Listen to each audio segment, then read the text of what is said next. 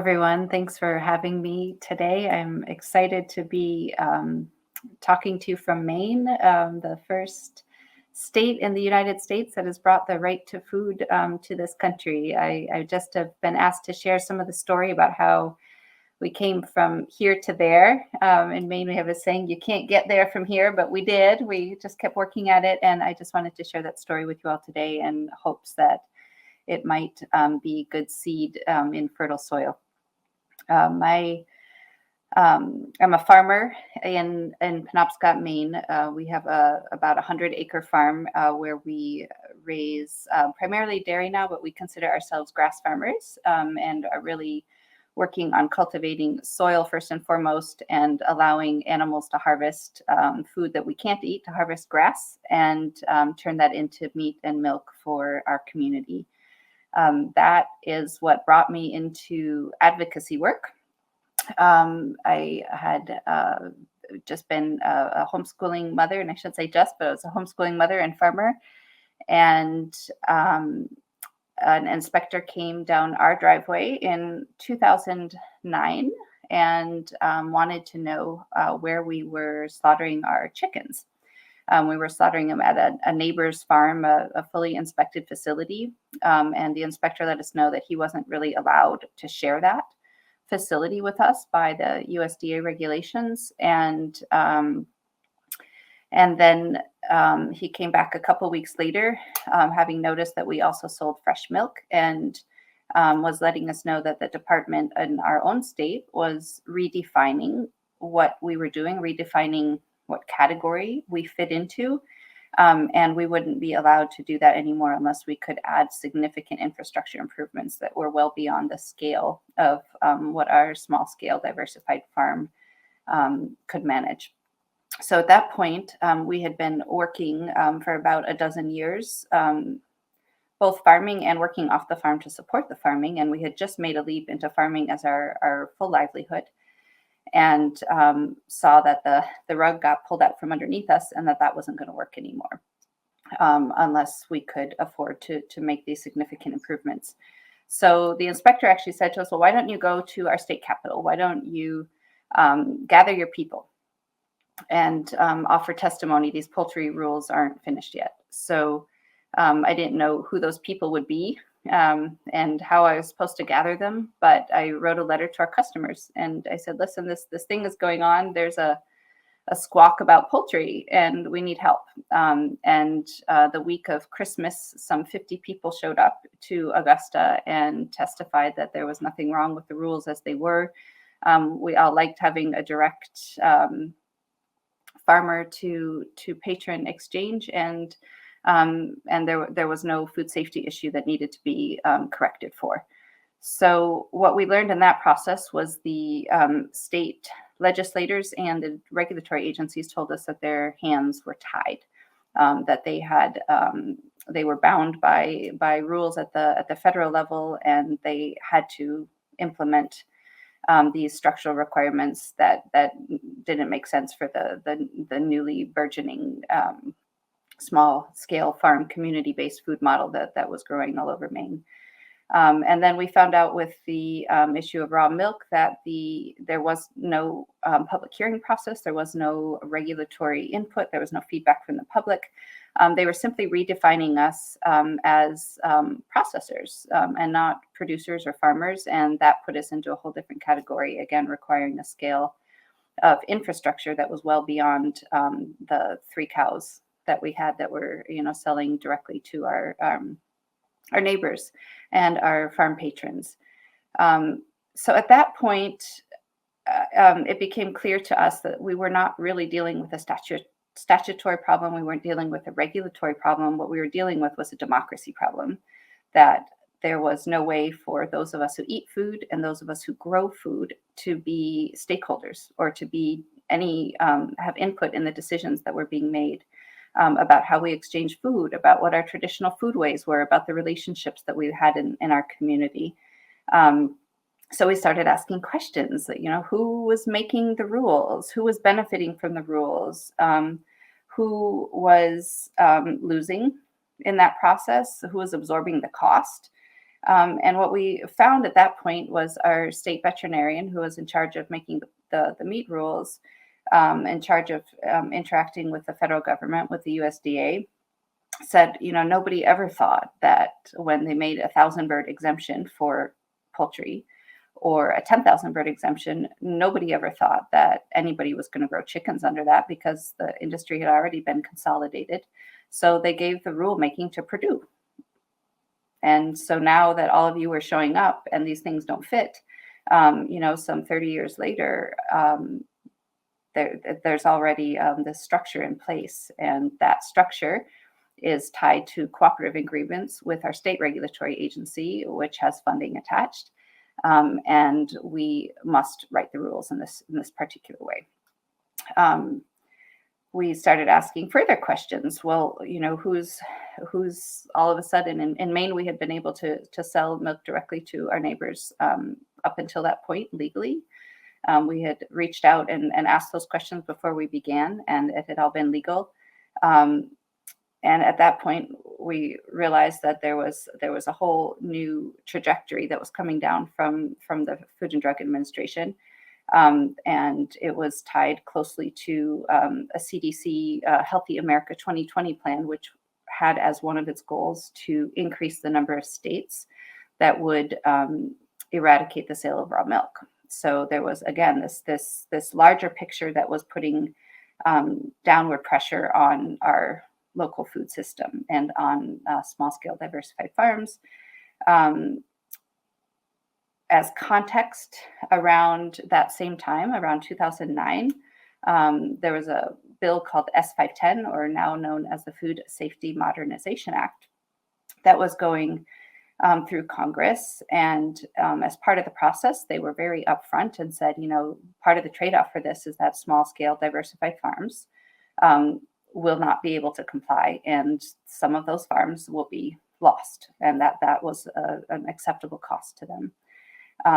Again, we were asking the question, who's making these rules? Where is this coming from? Clearly in our local food system, we don't have this food safety issue that we're seeing in the industrial food system.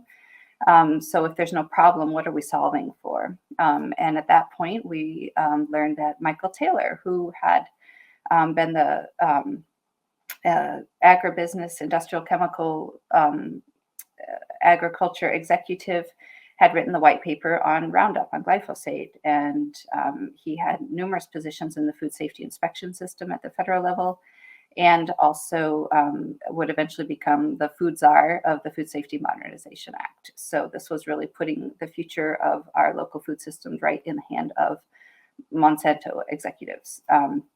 So at the same time, you might all remember around 2008, there was a big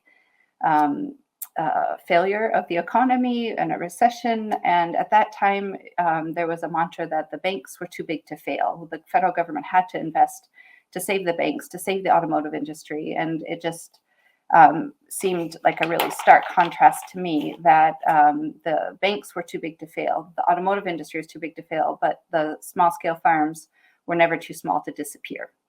And we saw that what was happening to our farm could happen to a number of different farms all across the state of Maine. And then we started hearing about really aggressive actions by the FDA on farms in different states, especially Amish farms in Pennsylvania, Vernon Hirschberger in Wisconsin. There were raids against co-ops in California, and we were talking about things happening at 4 or 5 o'clock in the morning with drawn guns. And so it just really seemed like all of these big pressures that were happening outside of Maine, we were beginning to see those, the trajectory marching in Maine in that same direction. And that the farms were just going to be collateral damage, and our local food systems as well. So again, we kept asking questions, and when we got as far as we could at the state level, they were really saying, these cooperative agreements that are in place are rooted in Federal Meat Inspection Act of 1967. That's what authorized these cooperative agreements that allow our commissioner in the state to enter into any kind of contract with a corporation or the federal government agencies that most of the time the public can't see. And it also cedes the jurisdiction for our state meat, and then definitely our local and our regional meat. It cedes the jurisdiction for every piece of meat to the USDA.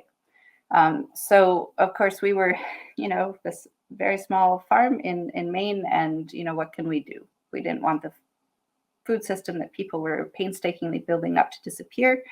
Our relationships with our friends and neighbors that we'd had for years were threatened.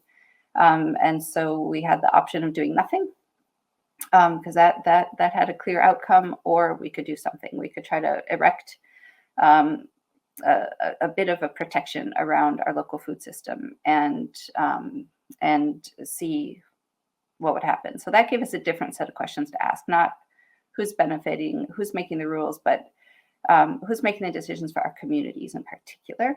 What rights do we want to encode into law at the community level, and what relationships do we want to have with each other in our community, and how can we protect that legally? How can we put the rule of law behind us? So that led us to reclaim a part, and just a small part of our local food system. We thought we could at least protect the direct exchange of food between a farmer or a food producer and our customers. If we can say relationally, we agree to be in this relationship, we don't need a third party to interact and assure safety that we can manage between ourselves. And so that led us to realize a big part of what had happened at the state level was that we lost the ability to define ourselves. If we lost the ability to define ourselves and over the language that governed our food system, then we had lost complete jurisdiction. So we wanted to reclaim that by asserting authority at the local level, at the municipal level, and defining ourselves, defining our traditional foodways, reclaiming a self-determination, and truly staking out a space in the legal field for a community-based food model. We had some great examples to look to in Maine.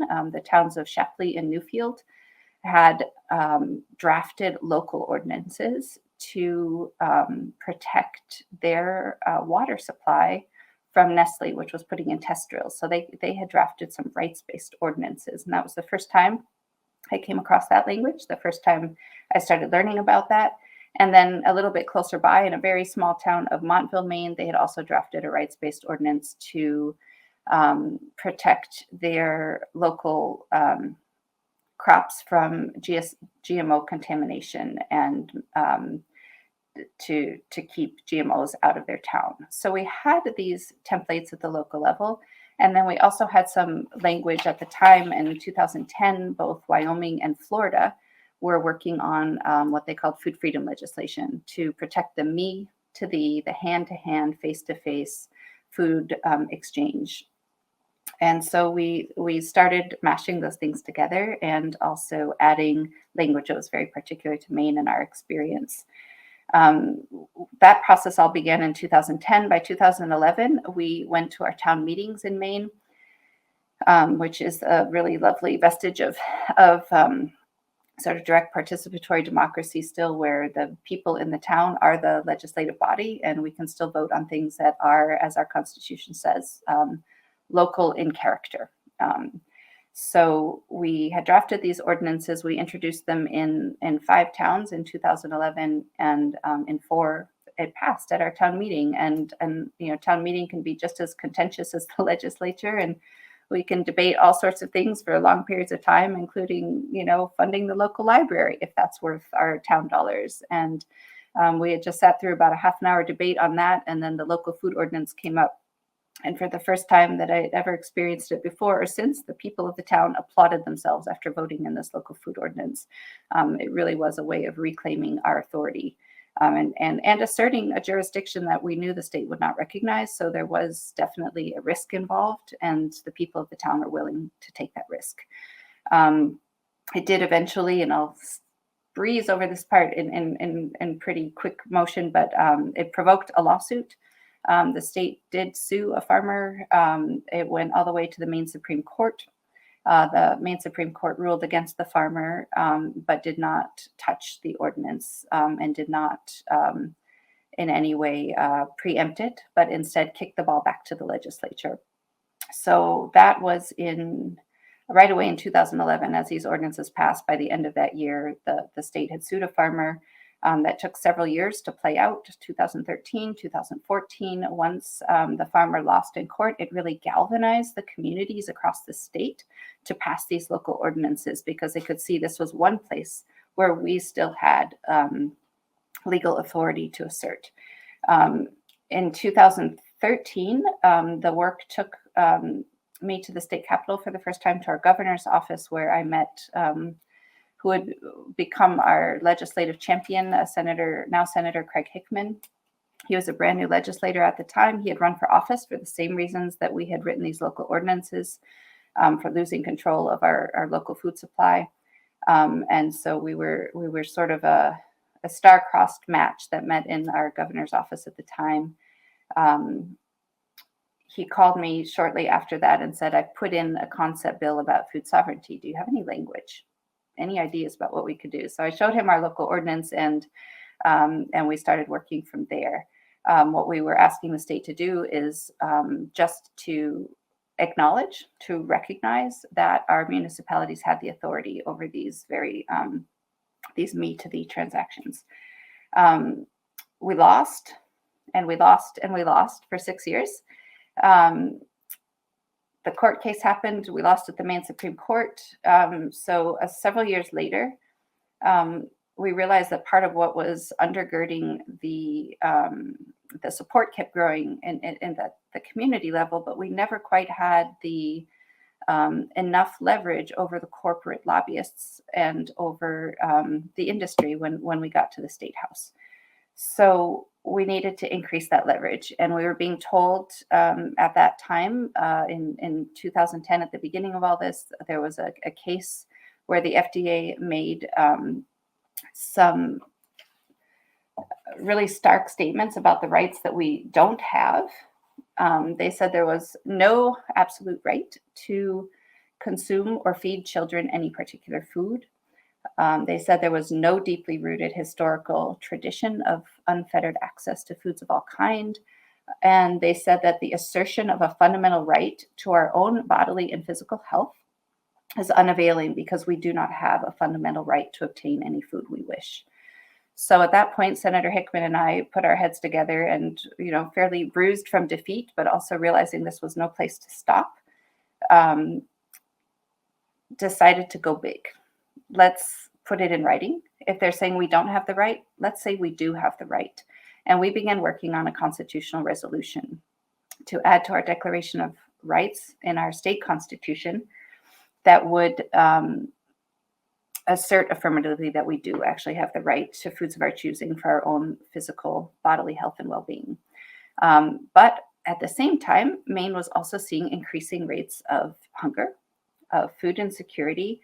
And whenever the proposals came to our state level government for policy, the food and farming things were in one camp, and the hunger and food insecurity and how do we feed people was always in another camp. And so we also, in the language of our Right to Food Amendment, for the first time articulated a human rights statement that we all have a right to food, period. So we put those two things together, the food sovereignty, the food freedom, the human rights, and proposed this amendment. We got close. There was a lot of political theater. We lost again. In 2015, that was our first attempt. 2 years later, our legislative sessions here are 2 years in the running.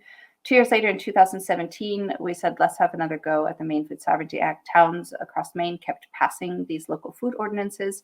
At that time, there were 20 towns. It had quadrupled since 2011.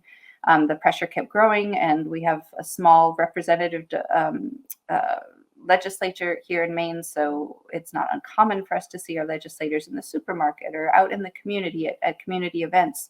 So every town where these ordinances would pass, their legislator then became very interested in what's my community doing that I need to pay attention to. So we were growing the leverage of the community-based food production model in the state capitol, in the halls of the state capitol. By 2017, the Maine Food Sovereignty Act was again put forward, and it passed, and the governor signed it. It was enacted into law.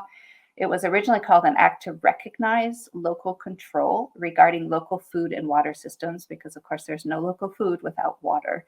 And Maine is also under a great deal of pressure by Nestle trucking our water out of the state. And that's another big issue. So that was stripped out of the bill immediately. That was a real lightning rod, as we had expected. And the Nestle representative actually said, local control threatens our parent company. So they were very upfront about why this could not go, water sovereignty could not be included in this bill. When that law was signed by our governor, it had 90 days to go into effect. At that point, our Commissioner of Agriculture went into overdrive, got on the phone with the USDA at the federal level, and said, this is a problem for Maine's meat inspection. This is a problem because of that 1967 Federal Meat Inspection Act. So the Secretary of Agriculture said that if our law was actually going into effect, they would effectively come in and take over Maine's meat inspection. So we had an emergency session of our legislature to amend it. We were forced to take out meat and poultry in order to recognize all of the other pieces of the local jurisdiction of food. And ever since then, towns across Maine continue to pass this local ordinance. And now I think there are more than 130 towns across Maine. We only have 500 municipalities. So that is effectively 20% of Maine's population now lives under this system of food sovereignty, and also 20% of Maine's municipalities, both towns and cities, not just our town meeting level of governance, but also city councils and town councils have voted to enact food sovereignty. So in 2019, the next legislative session, we realized that we needed to make another push to enshrine the right to food in our Constitution and the right to foods of our choosing. So we did make another push. We got very, very close, but that legislative session went into 2020 and our legislature shut down for the pandemic. And so our legislative champion termed out the proposal laid on the table, and thankfully, the next session, the torch had been passed to a representative, Billy Bob Falkingham, and he was determined that we would get this across the finish line and bring along the Republican caucus as well. In order to have a constitutional amendment become part of our Constitution in Maine, we have to get a 2/3 supermajority in both chambers, and then it goes out to the ballot for the people to vote on, and then it can pass by a simple majority. So it's a very high bar, and we were able to clear that bar due to just an extraordinary level of collaboration and cooperation. Both of our legislative champions for the right to food were from different parties. A Democrat and a Republican both fought their own leadership in their parties at different times to bring along their caucus, and worked with each other and with us as community advocates. So that went, we got more than a 2/3 supermajority. We got close to 75% in both our Senate and our House. That put it on our ballot November of 2021, and it prevailed by 61%. So a landslide victory for the right to food. Now our challenge is educating and spreading awareness about what it means to fully realize the right to food, in addition to having this a constraint piece. So I thought it might be helpful, having kind of done a quick romp through the story of how these things came to be, is to take a step back and talk a little bit about the definitions, so we have some context. Like what does food sovereignty actually mean? It's very similar to a term that is more often used in food circles of food democracy, but it's really reclaiming a decision making for the people who eat food and the people who grow food. It's very simplest, but I do just want to read what it means. When we first engaged in food sovereignty, we didn't know it had that term. We did it because it was necessary. And thankfully, over the years, learned that there are small farmers, small scale, diversified across the globe, who were responding to similar pressures with slightly different tools. But the most effective that we came to cross paths with and to learn to know were a group called La Via Campesina, the way of the peasant. So in our country, we don't really like the term peasant. It's sort of derogatory, and we should graduate from that class of citizen. But if we can roughly translate it to small-scale farmer, I think that it makes more sense in our own cultural context. But La Via Campesina really worked on this idea of food sovereignty and was able to articulate this definition that certainly makes sense in our context. And I want to, if I can, just ask you to listen for what the rights are that are included here, and then what are the principles. So it is, as articulated in 2007, food sovereignty is the right of peoples to healthy and culturally appropriate food produced through ecologically sound and sustainable methods, and their right to define their own food and agriculture systems.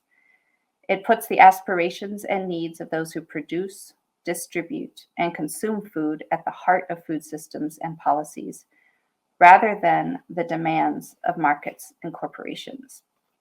So when the Maine Food Sovereignty Act passed in 2017, we had been able to enshrine some of those principles into law, but none of the rights. So that's why we felt we needed to take another bite at the apple and try to enshrine the rights that were also outlined. Food sovereignty as a concept has 6 principles. That it focuses on food for people. That is that the right of people to have access to healthy, sufficient, culturally appropriate food should be the center of agriculture more than commodities for trade. It should have a national priority that we can feed ourselves before it becomes a commodity, a currency. That it values food providers, that food systems are localized, that food control or decision-making should be local.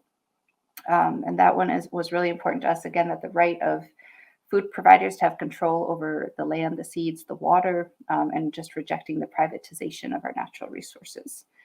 And the 5th principle is building knowledge and skills.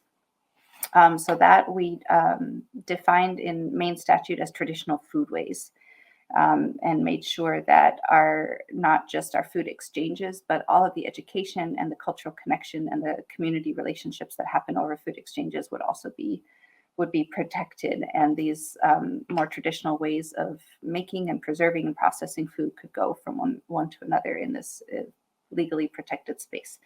And the last principle is that it works with nature, so that we are maximizing the contribution of ecosystems and avoiding costly toxic inputs to just improve the resilience of local food systems.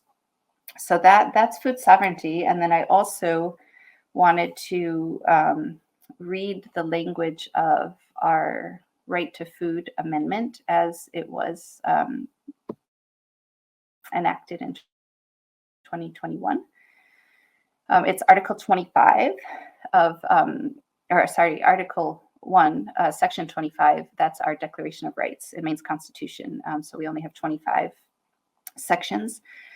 This one is all individuals have a natural, inherent, and unalienable right to food, including the right to save and exchange seeds and the right to grow, raise, harvest, produce, and consume the food of their own choosing for their own nourishment, sustenance, bodily health, and well-being, as long as an individual does not commit trespassing, theft, poaching, or other abuses of private property rights, public lands, or natural resources in the harvesting, production, or acquisition of food.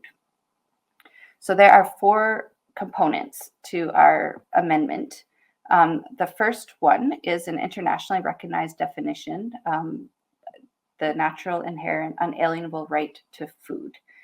So this refers to the right of all individuals, and we made sure to use the word individuals so that it could be differentiated legally from corporate persons. No corporation can claim a right to food under this amendment. So the right of all individuals to be free from hunger. Um, so beyond this most basic component for human survival, the right to food um, essentially is about people being able to feed themselves in dignity. So you're not making trade-offs between other essential human needs and being able to feed yourself, feed your family, so that you'd have autonomy over your food and in turn, then your health, your physical and mental well-being. So there are four pieces to that definition of the right to food. That food would be adequate, available, accessible, and sustainable. Um, this is actually also tied into, again, internationally, the experience of peasants or small farmers across the globe. They were also moved around in the same time period to be working on an international articulation of this right, and came up with a declaration that wasn't adopted at the international level, called the United Nations Declaration of the Rights of Peasants. And then it goes on to say, and other people who live in rural areas. So like, what do we need to have a life of dignity in rural places? In Maine's articulation of the right to food, we then went on to incorporate food freedom and food sovereignty, that we would absolutely have the right to save and exchange seeds, that could not be taken from us as an elemental part of human survival. And then the right to grow, raise, harvest, produce, and consume the food of their choosing. We've seen some states pass a constitutional right to garden or a statutory right to garden, or a right to hunt and fish. So this language incorporates all of that. We're talking about any way that we feed ourselves in dignity is protected. This part is the constraint of the government, but also requires the government to, as a duty bearer to us, the rights holders, to facilitate the right to food, to restrain any third-party actor from preventing our ability to grow our own food and to feed ourselves in dignity, and to respect and protect that right. So I think I can leave it there. I did want to put one other sort of legal piece out there for people in different states in the United States, at any rate, that the important provision in our own constitutions at the state level to look at is almost every state has something that is taken from the Declaration of Independence, which was not a legally binding document. But in Maine, it is called, it's Article 1, Section 2 of our Constitution, and it's called Power is Inherent in the People. When we began this, that was a big piece of what we were rooting these local ordinances in. In Maine, it says that all power is inherent in the people. All free governments are founded in their authority and instituted for their benefit, and they therefore have an unalienable and indefeasible right to institute government and to alter, reform, or totally change the same when their safety and happiness require it. We certainly felt like our safety required it, our happiness required it. This provision is even stronger in some states. Pennsylvania, it's stronger. New Hampshire calls it the right to revolution. So that's something to look for in state constitutions. And then home rule. In Maine, we have one of the strongest home rule, both laws and constitutional provisions in the country. California is another one, some of the Western states. But that is what enabled us to assert that authority at the local level, of the rights-based language that was different than a regulatory ordinance.